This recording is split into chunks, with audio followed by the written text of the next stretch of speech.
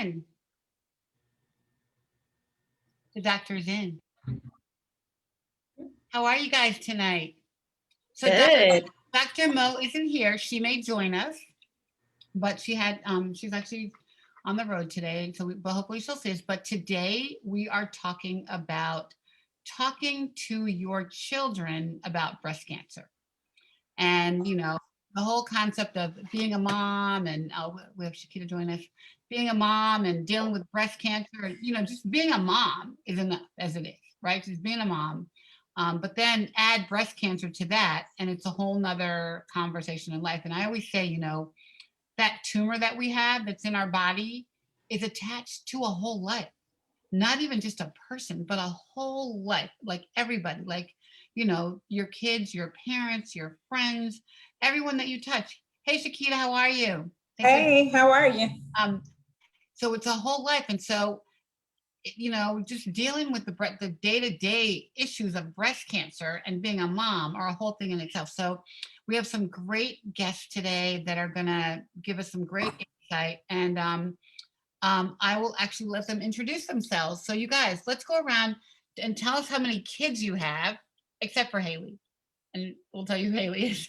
And then we'll sort of get into your stories. Okay. So Deltra.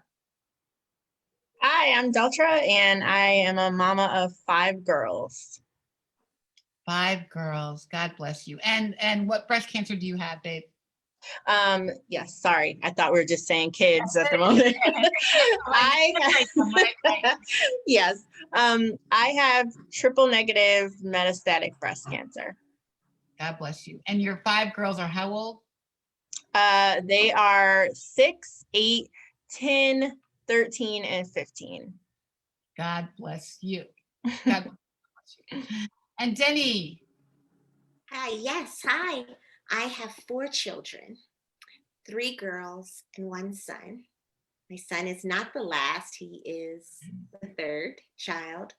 And I had HER2 breast cancer. I was grade 3, and it was double negative, 1 positive.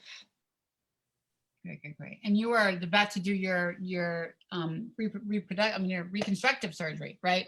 In a couple Yes. of weeks, right. So sort of going down the end of the pile. And Shaquita. Yes, I'm Shaquita, and I have 2 kids. My son is 18, who just graduated, I guess on Friday, yay, from high school, so getting ready to go to college. And then my daughter, Lexi, is 10 and getting ready to go to 5th grade. And I have triple negative metastatic breast cancer. So you guys have the same thing. That's what I had, right? Right. When did you become metastatic, Shaquita? Let's see, December 2019. Okay. Yeah. But you weren't de novo. You had breast cancer before that, right? Yes, I was diagnosed September 2018, right? Right. And then it turned metastatic. Okay. Cool. And Haley. Haley is my baby child. I liked when you said the last, not last, but second. One second, somebody has a little background noise. Can you go on mute? Thank you. Yeah, go ahead, Haley. Yeah, so I'm Haley. This is my mom, and she had triple negative, and so I've just been a supporter, a caretaker, a lover, and any of the things that she needs over the years. And she mostly just needs a cheerleader, and she's been my biggest cheerleader. So that's kind of the way our relationship has gone, and I am just here to listen and be a part of this conversation. And I really wanted her to give a daughter's perspective, a child's perspective. She was 19 when I got diagnosed, and we went together. She was away for the summer in China. She came home. We had a week to do all the stuff before she went back to college, and like go to the dentist, go to the doctor, whatever. So I kind of had put off my gynae appointment, my regular checkup, for like a month to wait for her to get home so I could be more efficient. I was a crazy person, right? So she went with me when the doctor found the lump. And then she went with me to my biopsy, and then she went back to school. So I think she has an interesting story about how we dealt with it because she was away at school. And I think you guys have college kids and, not yet you, Delta, but, kind of that experience. So it'll be interesting to hear everybody's story. So who wants to go first and share their story? Like, how did you tell your kids? What did you say to them? At what point did you tell your kids? Kind of where were you in your thinking? Because, you get that diagnosis and you're like, oh my gosh, like, is this for real? And especially Delta, being as young as you are, and then you were de novo, like, at what point do you say, oh my God, I got to tell my kids? What am I going to say? How do I do that? Yeah, I knew right away that I needed to take a minute to like process before sharing with my kids, but I already knew it wasn't something I was going to try in any way, shape, or form to keep from them. Right. Especially since I knew it was for the long haul, since I was, de novo metastatic. So I knew it was going to be like long term, not, just get through this treatment. But I thought it was really important to talk to my children individually, so it would be like age appropriate. So that's how I handle it. I just spoke with them individually so they could, have the news kind of delivered straight from me and in a way that they could process it, and so that they would feel maybe most comfortable, to share how they might be feeling receiving that news. So Did anybody give you that advice? That's such a good idea. no, no one gave me the advice. I kind of wish I did, but I didn't really seek advice as far as how to talk to my kids. I'm a home educator, so I've always had lots of time with my kids, and always, it's always been on me to talk to them about difficult things. So I just kind of took it the same way that I've taken any other topic, and just, decided to be open, honest, and in age appropriate ways share with them. Right. What was their reaction?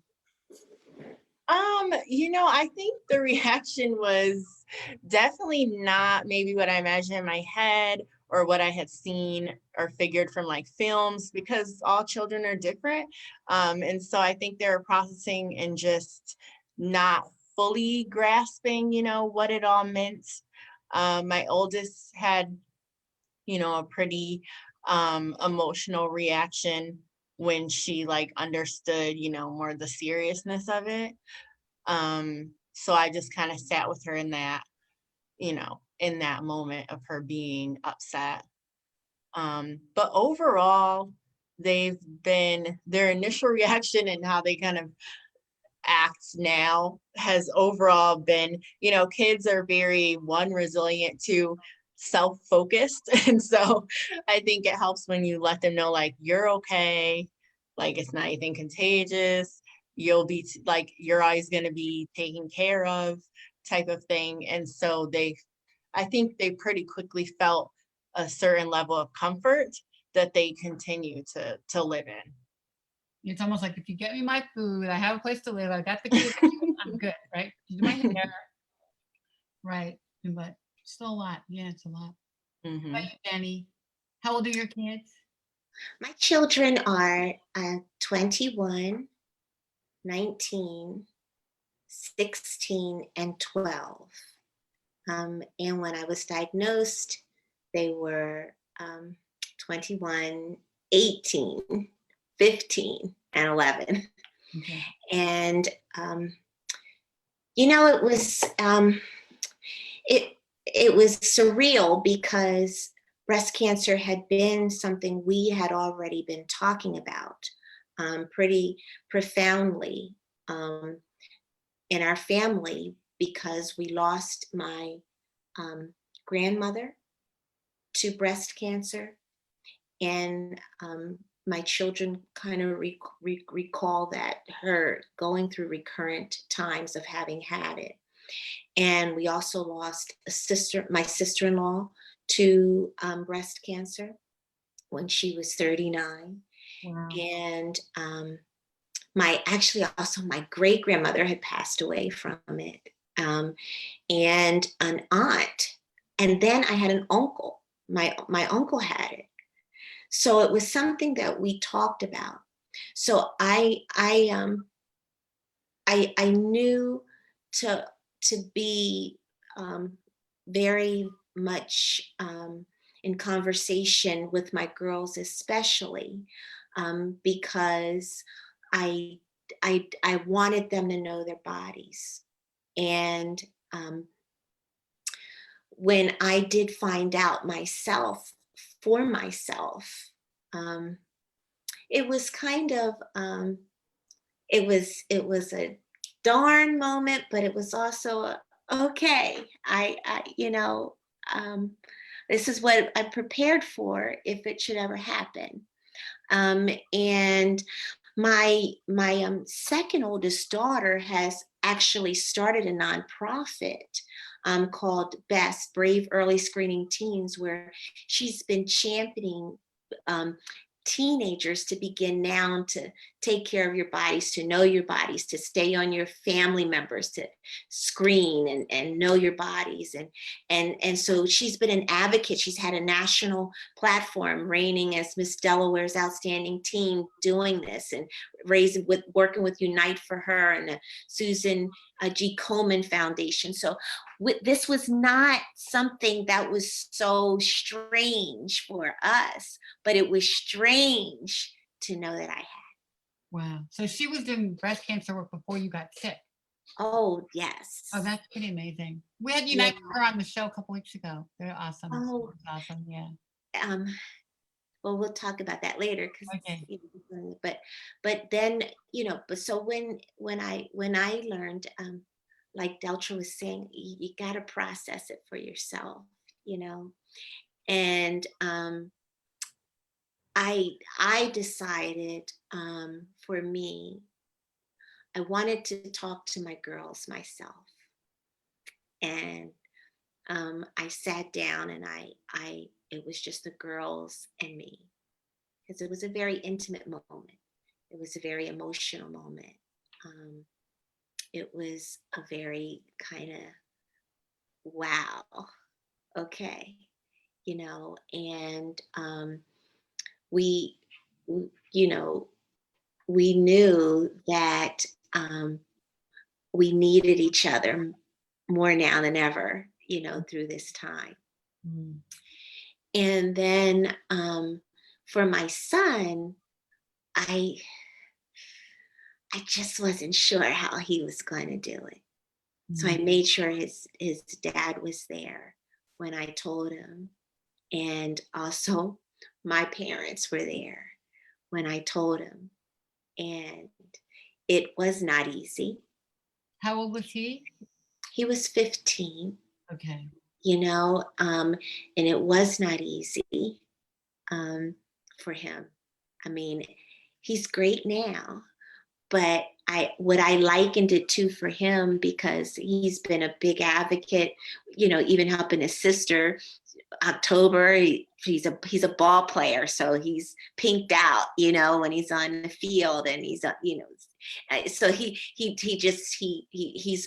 always been a big advocate. But I think to know now that he's advocating for his mom, I think it has added a different dimension to it. But one of the things that he and I have done, and I still have yet to do it because I'm waiting to get through, but we made a pact that something he and I would do together to commemorate our victory over this was we're getting tattoos. Okay. And he's already got his, and I always refer to him as my lion. And so he'd been wanting one, and so this was a good reason to say, okay, yes. And so he's got a lion on his shoulder with a butterfly, which represents me, with pink ribbon streamers. And I'll get the butterfly somewhere, I don't know where, but that's how I told my children. That's cool. And that's a cool thing to do. How about you, Coach Shaquita? Thanks, Denny. So kind of same, but a little bit different. Since we have a boy and a girl, we decided to actually tell them together. And we actually waited a month, maybe a month and a half before we actually shared with our children. And I can remember that day like no other, but for me, I'm a planner and I really needed to have a plan in place so that I could, actually tell them and know myself what that plan was going to look like. So my husband and we sat down. I can remember vividly in the living room, and I actually let my husband do all the talking. So I grabbed my son on one arm, I had my daughter in the other arm, and we just sat and, my husband began to tell them that mommy was, diagnosed with something called breast cancer. And we, talked a little bit about that and what that meant. And so, my son, literally like broke down and just was, had questions like, was it something that my mother gave me? Is it something that his sister would get? And I had to explain to him that it doesn't work that way. But it was very emotional. Like you said, Danny, it was a emotional time. And at the time, my kids were 16 and 7. So especially for my little Lexi, it was very difficult for her. So, during that process, my best friends bought us books and things like that, but we couldn't ever find any books with African-American children. And so my journey actually birthed another journey, which was becoming a children's book author. So my daughter and I became children's book authors for our first, I've never seen an African-American book about breast cancer with people that look like us. So my daughter and I wrote a children's book. So, we turned something so tragic into something very triumphant for us. So this journey has definitely brought about a learning curve. But, kind of like what Deltra was saying, I felt like they needed to have open and honest conversation. I'm in healthcare and I work in pediatrics. So I did not want to lie about anything, but I did want to have the facts, and I wanted to have enough so that they could understand on each one of their different levels. And so that's exactly what we did. So kind of like you, Danny, my son pulled away. He initially did not want anything to know about, afterwards. He didn't want to talk about it. He really found himself planning himself in his football, and that's what he does. He loves football. So, he buckled down in that. And that was like, he calls it his holy grail. That was his holy place where he could just let everything go on the field, being mad and anger and whatever he was feeling, that's where he would let it go. Whereas my daughter was very clingy, slept with us for a year after I had surgery. So it was a different process with her. Wow, she's up with you for a year. Wow. Yeah. Yeah. Her fear was she always said she just thought something was going to happen to me in the middle of the night and she wouldn't be able to say goodbye. So she wanted to be there. Wow. Yeah. Wow. So Haley, what's your story? So as my mom was saying, I was going back to school for my sophomore year. And I had, just a short week with her to like get everything ready. And she actually, so Dartmouth is like in the middle of nowhere. So you have to go through, it's 3 hours north of Boston. So you have to take a coach back to Boston. So she actually got the call saying that she was sick right after she had gotten back to Boston. So she's like 3 hours away from me and flying to California and giving me this news. And it was definitely super like, do I go get her now? Do I like go be with her right now since she's still close? Or do I like continue on with school, which is I know what she would want me to do. And the semester was really hard. I found Netflix for the first time and watched lots of television, and classes were kind of hard to focus on because this was happening, and it just felt like a whirlwind. I was 19, so like who knows what you're doing at 19? Everything is coming at you. And my dad always calls your sophomore year, well, the sophomore year is called sophomoric for a reason, right? You're this wise fool that like thinks you know these things, but you really know nothing. So it's an interesting time in my own life personally to even be receiving this information. And then it got even more, I'm gonna close the door quickly. It got even more interesting because I went home for Thanksgiving, and I came home and my mom was incredibly sick. And I don't think I understood how sick she was when I had first heard this news. So I come home and she was actually suffering from C. diff from the chemo. And so she was just like in this space of not even being able to touch anything just because of any amount of bacteria would shut her body down. So I didn't even know if I could hug her in this moment. And so it was, yeah, a lot of moving pieces. I also think what I've come to learn is that your parents make decisions about, you know, they make the best decision that they can at the time. And that may not be what you understand then, but you come to understand it later. And my parents go back and forth as to like, not back and forth, but there's controversy as to like how they decided they chose to make this decision, because at the time they were simultaneously heading for divorce. And so it was just a lot of moving parts for me. And yeah, so I wasn't told how severe it was in the initial conversation. So I didn't know until 3 months in that my mom was told that she had 2 years to live. And that was like heart-wrenching. And so I immediately like decided not to go back to school that following winter term. Going to a school with quarters though was great for me because I was able to take off terms and do other terms to still graduate on time. So it was really actually the best thing for me. So I ended up staying home with her and taking care of her and doing everything I could to make sure that she had everything she needed. Because again, at this point, my parents are leaning towards divorce and my sister is working for the Obama campaign, and like there are just so many different things. And so I was there and I could be there, and I feel really thankful that I had the opportunity to be there. But it was hard given that I don't know if they took the time to think about how to tell us. And that's because she was dealing with it herself. You know, there are so many reasons as to why that was even a choice.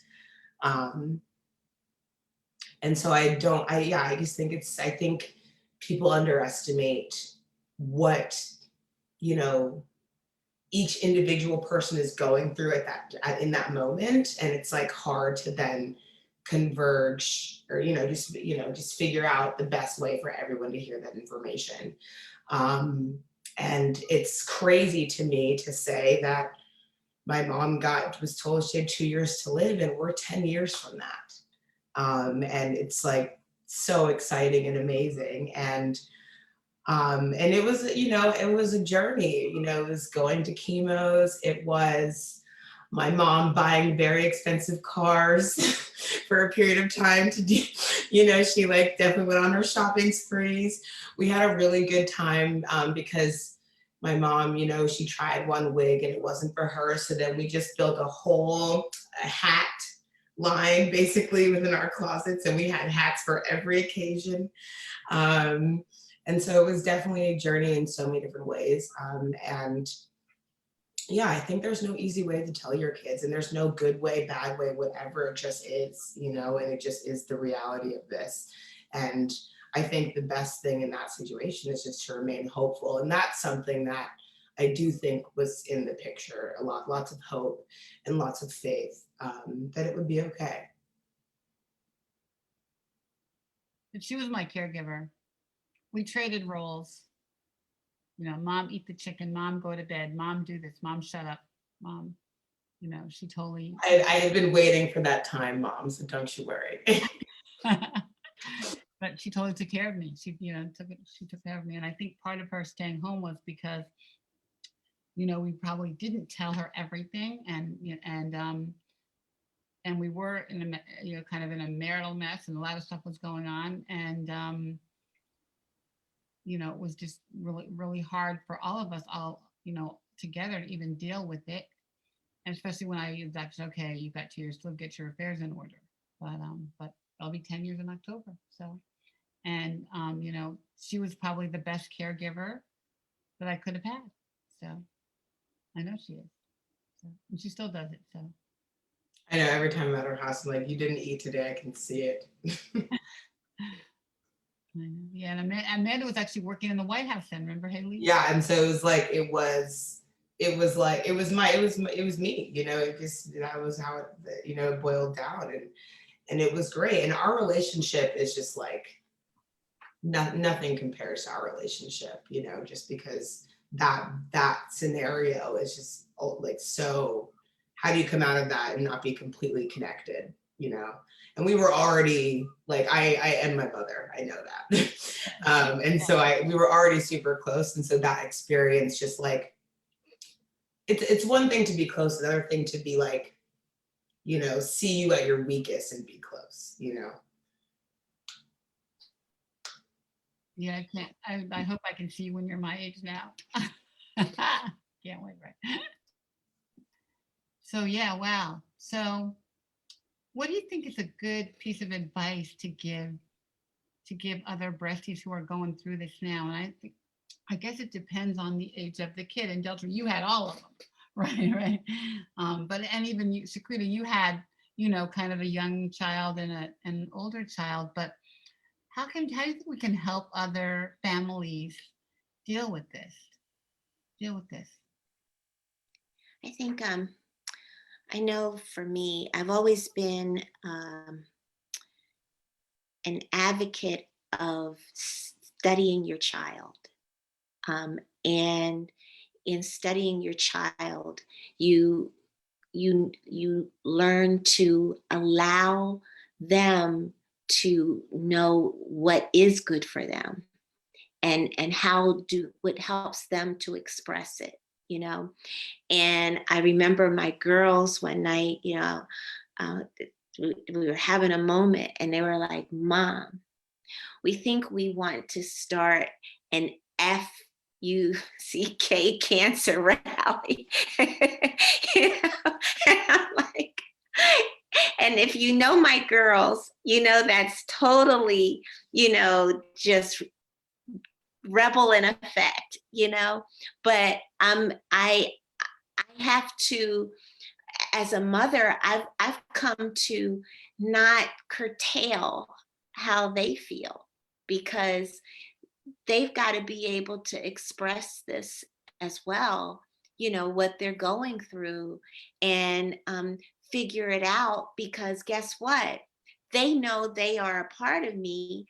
So they're not just looking at the fact that here they have me that they're dealing with it, but they're making decisions for themselves about their lives, and that this could be a possibility of something that they would have to face. So I need for them to totally understand it for themselves, and know what is it that they want to do, that they come to their own peace. And I think when you're raising multiple ages as I am, that looks differently, it looks differently. I was very concerned because, like Haley, my older daughter, this was her both my daughters, their senior year, one in college, one in high school.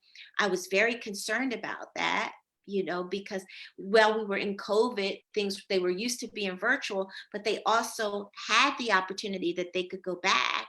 And they said, we don't want to, we want to remain virtual. We want to be here.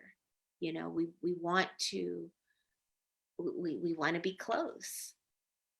And I allowed them to be that. I was gonna say, like, yeah, let the kids be there for you. You know what I mean? I feel like they're dying to be there for you. They want to know the ins and the outs, and you, like, as uncomfortable as I obviously have no idea what any of your experiences are like, with even hearing that information about your own body and your own self. But it's like your kids are just like so hungry to be your person and to just let them in. You know, that's the advice I would guess I would give. At first I didn't, at first, because I think at the very beginning, because it was COVID, and I wanted them to keep their activities. I wanted them to keep their life going. I wanted, and everyone was telling me it was kind of a danger for them to be near me. But it worked out, They wanted to be in. If they had to wear a mask when they came in the room, they did, and the children's books, one of that Shakita has talked about, I have taken to doing them as well. And one of my books is entitled Masked Mama the Great, and it's because it's really capitalizing like on this time of it wasn't just the cancer, it was everything. I did a show with you, Ricky, back at Christmas time, COVID at Christmas, at getting cancer during COVID, a COVID Christmas. It was, you could go crazy. You really could. But how you choose to handle it is how you kind of level out not doing so. Yeah. Yeah. And also I think as a mother too, we had this mother guilt. Like I had to really make it okay that Haley could take care of me, because I wanted her to live her life. I wanted her to be in college, and we didn't know it was going to happen. So I wanted her to, to have the freedom to, to be who she was, and to put the guilt of caregiving on her, or the torment of caregiving on her was a lot for a mother to have to deal with her child, right? Yeah.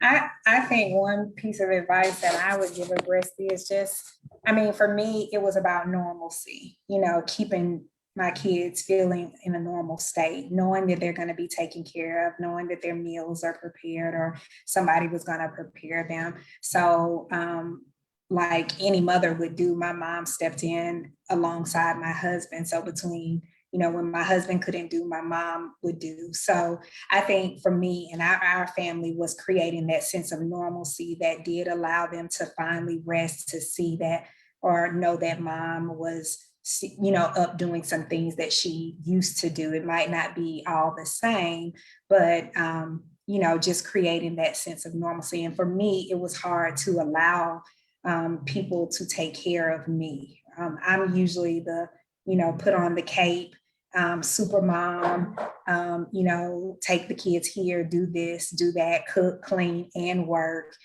all of that. And because I was still working and still am working, I haven't stopped working since day one. The only thing that I stopped doing work was the time I had surgery. But other than that, I've been working all 3 years through chemo. So I think sometimes that could be a good thing and sometimes a bad, because then they think that you're so well that they don't realize that you're still sick. But that sense of normalcy, I think, has helped us through. And that was another thing I do want to show them, Ricky, the book, but this is our book. If you guys can see that, it's called No Hair, Don't Care. And so we took a lot of pictures from us, but in this, one thing that my daughter always worried about is what were people going to say if we were out in public and I didn't have a hat on, or I didn't have a wrap or a wig on.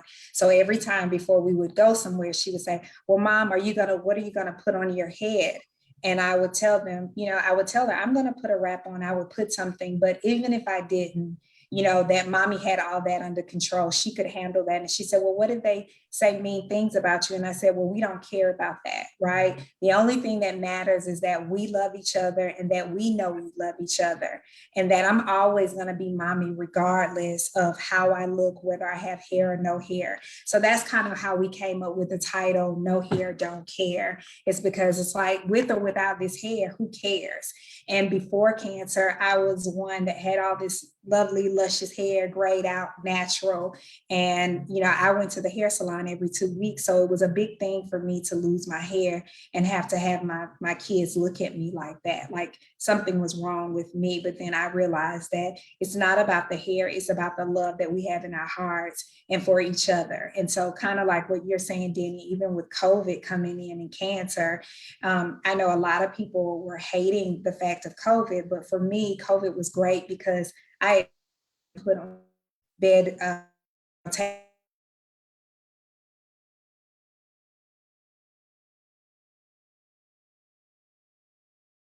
away from doing patient care for 2 weeks before guide us and let us have that time to love on each other and be with one another.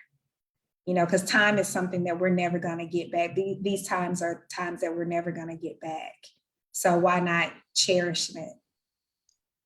We actually did a bald photo shoot that was so much fun. It was like, we had like a family photographer. So like, yeah, I guess my other piece of advice would be like, find ways to like celebrate that. Yes. That whether it feels awkward or whether it feels normal, whatever you're like bringing in, like find ways to celebrate that. Your book is celebrating that clearly, and also want that book in my schools. Like, I feel like that'd be an awesome thing to have. But yeah, I feel like finding ways to just celebrate that beauty is so nice and fun. And then it's, when you do celebrate it, you realize that it's beauty and not sickness. It's just a new phase. I put the book in the chat, Shaquita. So I put a link to your Facebook. So if there's a way to get it, we can put the website in there. But it's a beautiful book. It's a beautiful book. I have one for you, Haley. Haley's a teacher, right? So Delta, what about you? Do you have any advice to moms from your girls? Yeah, I would just say, like everyone's been saying, no mom guilt. It comes pretty naturally to us, but as moms, it's our job to like teach our kids things or help them through lessons that life naturally, brings up to them. And so whenever I've been, really not feeling well and need the helping hand, I just think of it as a lesson in compassion for my children. And I don't want them to miss out on that. It's definitely not easy, because we do feel like I should be able to do this, I should be doing this, or I have been doing this, and now maybe I have off days and I can't. And I kind of grew up not having a lot of responsibility as a kid. And so I don't give my kids too much as far as things like chores. And so it's really challenging sometimes when I'm like, okay, I really need y'all to like step up and help with some things. Because sometimes you feel like I just want to let them be kids. So I don't want to put too much on them. And cancer definitely feels like too much. But I also recognize that, life is life and it's going to happen. It's going to happen to everyone.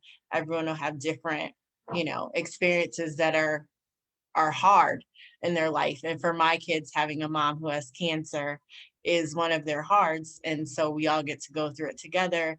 And I just don't want to, like Shakita said, I definitely want them to maintain some sense of, normal, because that helps a lot when kids, maintain a sense of normal. And a lot of times things are so normal for my kids, they will just forget that mom has like breast cancer. If I didn't have things like this going on a lot of times, since I do a lot of advocacy stuff. But I just try not to snatch that away from them, the opportunity to learn compassion, and to be a part of my journey, because we're on this life journey together. I don't necessarily want them to look back and feel like it was something I kept like a huge secret. And they know that mom is human. They've seen me cry. They see me have, my tough times, because it's not something easy to live with and deal with. And I want them to know that, that's okay. It's okay to have lots of different emotions when something is a really challenging situation. So. I'm talking, that's a good way to think about it because, we all do wear the purple cape.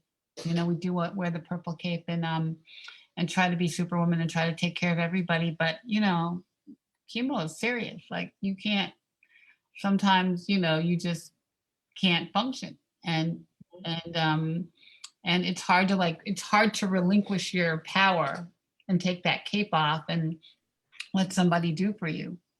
A And very popular show right now.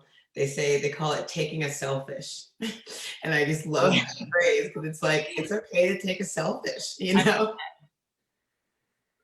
I think the hardest thing for my kids has been knowing that, like, I didn't realize it. And when you say taking a selfish, through you mentioned Unite for Her, and one of the things that Unite for Her is really helping me is to learn how to do things to, get my center in order. And I've always been a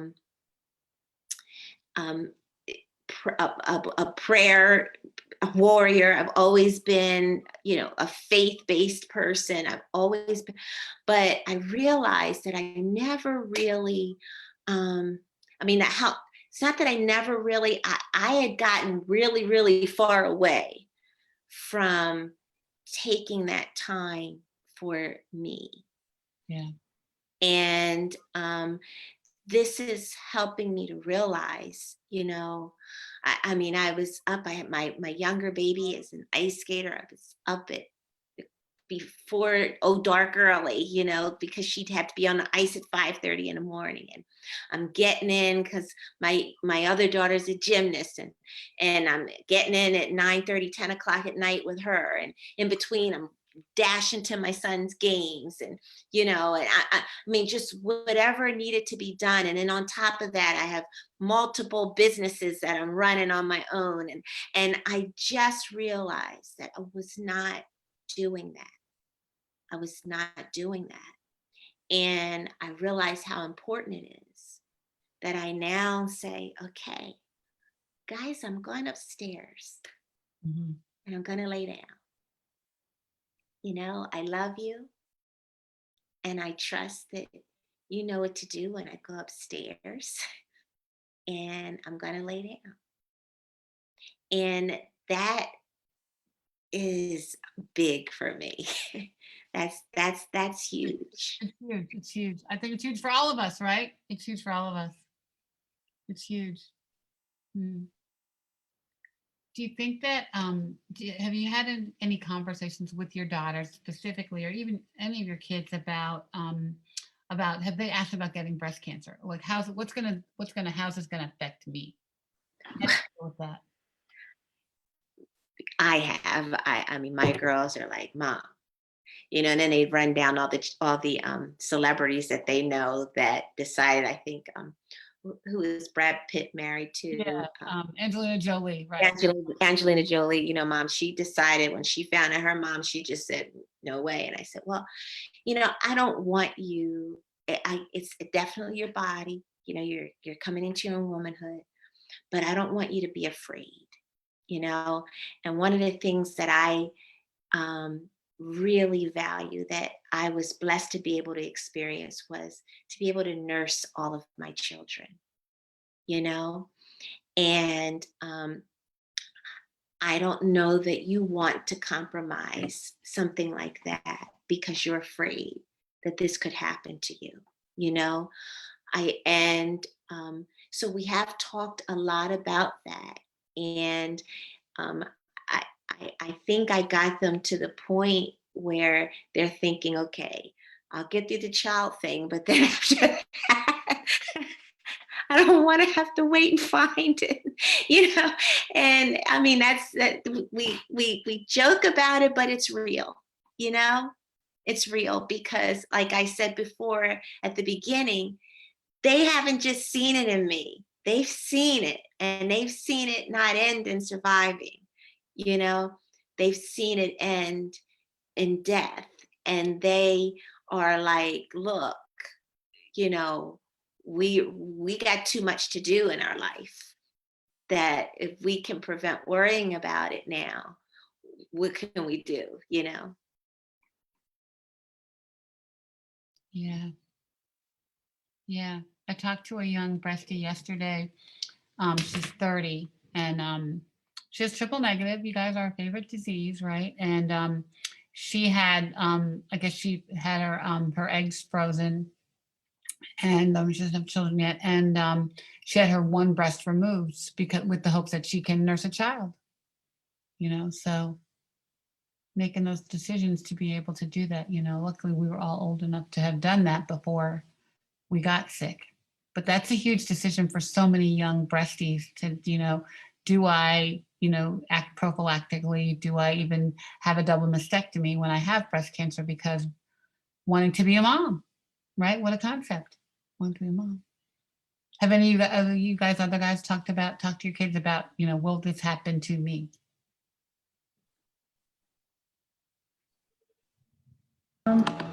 Again, kind of like I said, my son wanted to know, was it something that my mom gave me and would I pass it on to my daughter? So, I mean, explaining to him that that's not how, you know, breast cancer works. Unless, you know, it's like genetically, and mine was not genetically, my BRCA1 was not positive. So I think once he realized that it wasn't something we could pass down like that, then he, you know, it kind of eased his mind a little bit.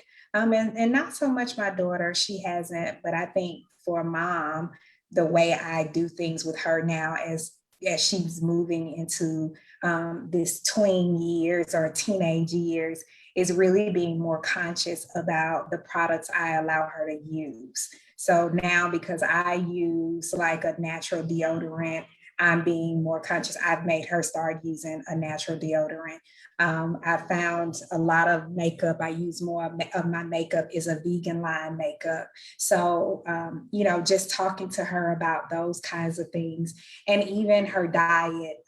I've started doing a plant-based diet and trying definitely cutting out meat. I've been doing that now for about a month and a half, you know, heavily juicing and really getting into a plant-based diet. So really even trying to teach them now about what they're eating and processed foods and things like that as well. So just, you know, trying to educate them as much as I can so that they can always still be aware of the fact that they need to be checked, and don't let a doctor tell you that you shouldn't be checked just because you know your mom had this type of breast cancer. No, you still need to be checked out. Yeah. And Deltra, you got breast cancer so young, right? At 34, were you? 33, 33. So your kids really need to be checked early on. Do you have BRCA? Do you have? I do. You do. Okay. Yeah. So did you have a family history? Honestly, as far as I knew, no, I did not have a family history of breast cancer, but I was BRCA1 positive.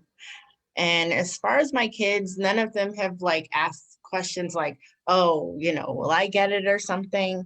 So it hasn't been a big discussion yet. But in my own mind, you know, being a part of the cancer community and seeing, you know, that there is like a whole sector of previvors and everything, I'm just, you know, obviously my hope is for my daughters to be in that group. Right.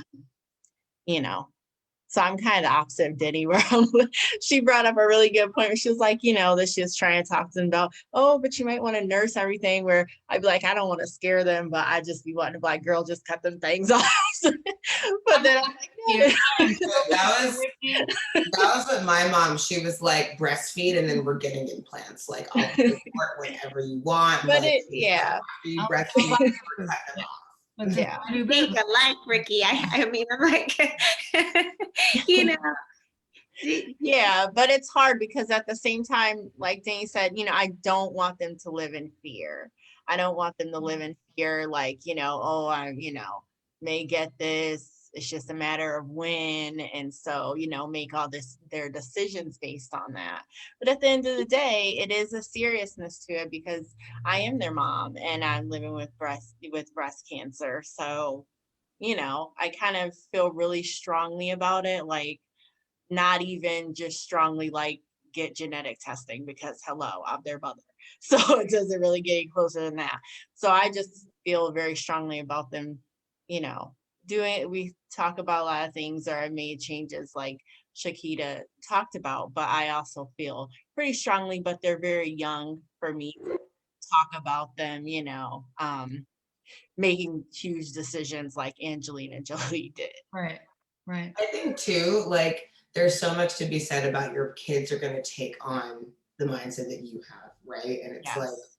they're not going to be fearful if you instill that you're not fearful. You know, I don't know how you act fearless in this situation because it's so much, but I do think that like my mom wants to live so badly. She is the life of the party. Like I just know I can feel her liveliness from sitting across the screen right now. Like I just know that's who she Yes. is. And so it's a lot easier for me to want to live just as hard, you know, want to live more because like, you know, you want your kids to do better than what you did. And like, and so it's been easier for me because she just like takes life and takes it. Also same show, but she's like, I walk around life in really nice shoes. And it's like, That would be.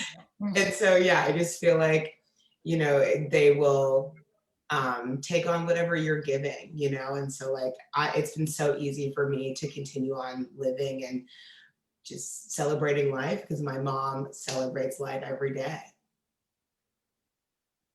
Thanks, Haley Bell. I I do. think that I've learned, you know, I hear you say, Haley, that you follow the cue of your mom pretty much, but I also find myself following the cue of my kids. I really do, like, and I'm not ashamed of that. You know, there's a lot of moms who feel like you got to be mom, and I'm the mom, and I don't know. And through this, I have been more I kind of enjoying laying back and letting them somewhat parent me in terms of like, um, you know, like for instance, you know, even like with the hair thing, you know, one of the things that I've always told my kids, you know, one of the beauties of being a Black girl is you can keep them guessing how you're coming. You can go one day with braids, you can go one day curly, you can go one day straight. You know, you can keep them guessing, right? Right. But they've thrown that back at me, Mom. You could keep them guessing. You could go one day bald, one day with, you know, you want a straight one, you know.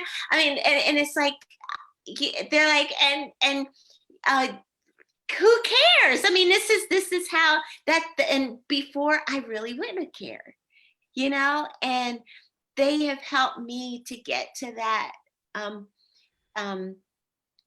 this kind of an evolution of myself that I just never thought I'd need, you know? But because they are so in tune with who they are, they're helping me to be able to be expressive in however way I choose to be through this, you know? And I know, Ricky, they overheard a conversation with you and I at the beginning. You and I first was finding out, and you and I talked about it, and they were in the background going, like, You're a badass. You're a yeah, badass. like tell her, yeah, you know, like it's because the things that you were saying was like everything that they were wanting me to believe, and that we were going to win, you know. Yeah. Yeah. No, I think, you know, clearly, I think breast cancer gives us this freedom to like be badasses. And it's great when your children get that and allow you to do that. Like, because I think we're afraid, we're holding back, we're trying like to keep it together. And I'm like, I have no boundaries, right, Haley?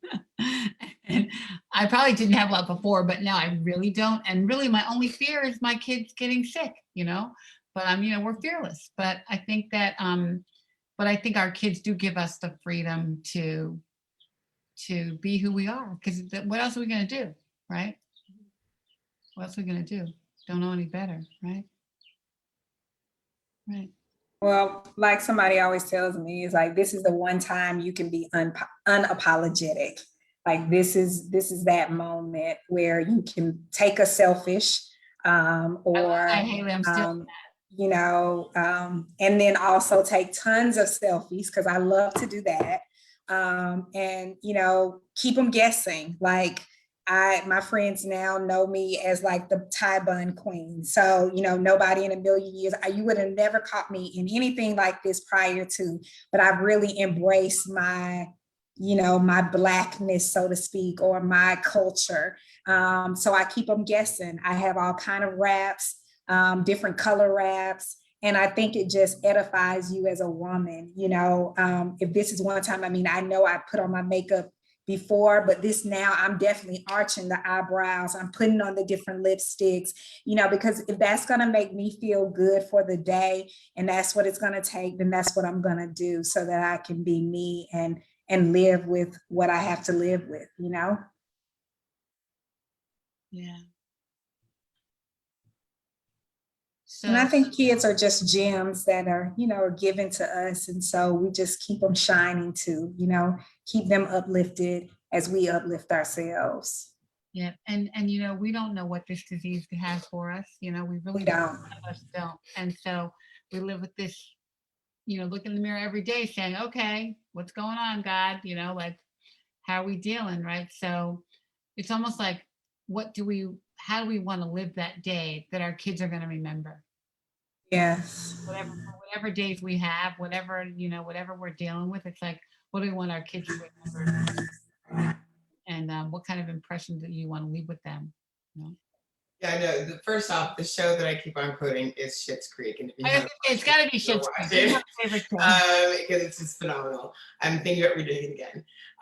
But I was just gonna add, like every time I go to my mom's house, we sit in our bathing suits and eat ice cream, and like that's just like that. Those are the days that I get to remember, and it's just great that like we get to celebrate.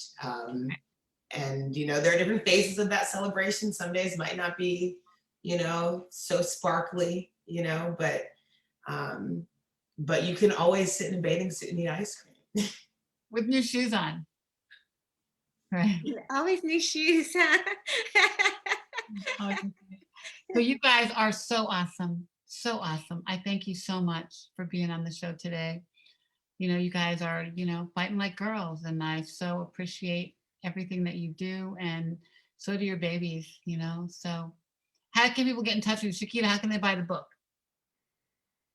Oh, they can get the book either on Amazon, but I would love for you to go to my website, which is www.quetasquest, which is QUITASQUEST.com. And we will autograph the book for you, send you a special little note for everyone with a bookmark.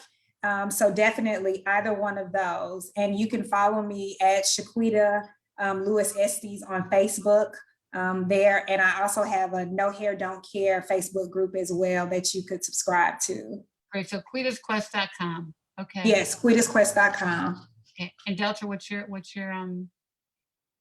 Instagram? So the best way to get a hold of me is Instagram. And my Instagram is just Deltra_does_it. So Deltra does it with 2 underscores. Love it. I'll look that up. Danny, people reach out to you? Yeah, I guess it's Instagram. Yeah. 1DENIKA1 on Instagram. Danica Knox. I think if you even put that in, I'll come up on there. But we'll put all this stuff in the chat. Yeah. Haley Bell, you want people to get to you through me? I was about to say, like, don't really do the social media, but you can contact me through my mother because she does. Yes, she does. And she does it well, and she looks good, so not mad at it. All right, you guys, thank you so much. Thank you so much. Thank you to our sponsor, Amgen. Next week, we're doing Pride 365. So join us. We got some Pride brushes. So excited. So thank you. Love you guys. Thank All you right, all. thank you for having us. Thank you. Thank you very much. All right, love you. Bye. Thank you. Thanks. Bye. Bye.